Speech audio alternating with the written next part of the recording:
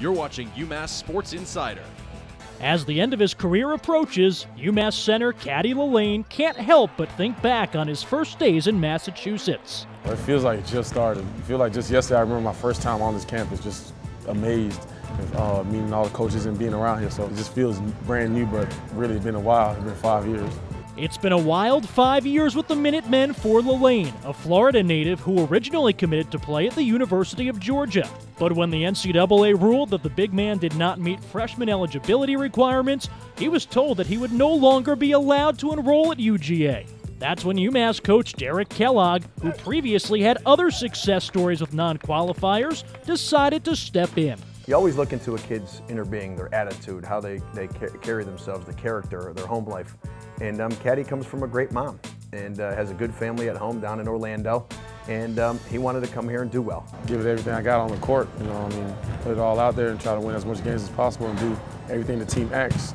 Lalanne first put that can-do attitude to work in the classroom, where his academic success during his first year on campus earned him 4 seasons of eligibility. He joined the Minutemen just in time to team up with new point guard Chaz Williams, but Lalanne suffered a stress fracture in his foot before his freshman campaign even began. He recovered in time to play for almost 2 months. However, the fracture reoccurred before Atlantic 10 play, and the big man was sidelined as the squad made a run to the NIT Final Four. I never had no major injury before, so just coming here my first year of college, breaking it twice in 1 year was like a major impactful thing for me. I was kind of mad because I thought that I could have helped out. The center was back healthy for his sophomore season, but he struggled with consistency and started fewer than half the team's games as UMass lost in the first round of the NIT. His big breakout finally came last season when a trimmed-down Lalanne led the nation in offensive rebounding in November as the Minutemen burst to a national top 25 ranking. Cady was a big part of the program's first NCAA Tournament berth in 16 years. We got a 6th seed. I was just so excited. Like I didn't know what to do.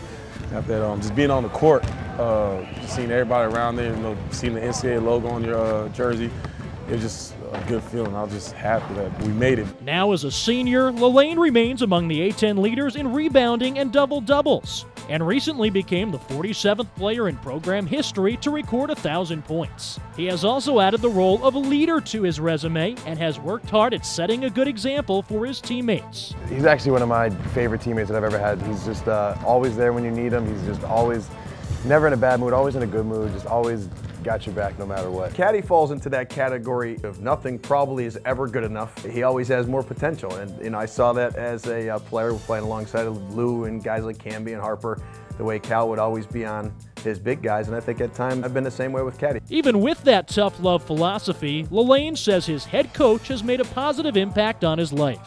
Coach Strauss is somebody I look up to, like a mentor, somebody that's been helping me mature a lot since my freshman year to now. Not really having much of a father figure in my family, so just having somebody there to help me out means a lot.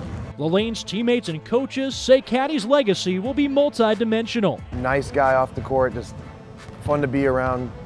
And then once he stepped inside these lines, he was an animal and just tore everybody up. He's solidified the post spot for us now for quite a few years, and he's done it with a great attitude. A lot of times guys are more appreciated a couple years down the line, and I think Cady, when he's gone a couple years, people are going to realize he's been one of the better, bigger players to come through here in a long, long time. And the big man hopes to push back the end of his career as deep into March as possible. It still has not hit me yet. All right, till when the season's over and, sitting down, that's when I was like, wow, senior year, that was my last year of college basketball, so that's when it hit me. For UMass Sports Insider, I'm Cody Cruciel.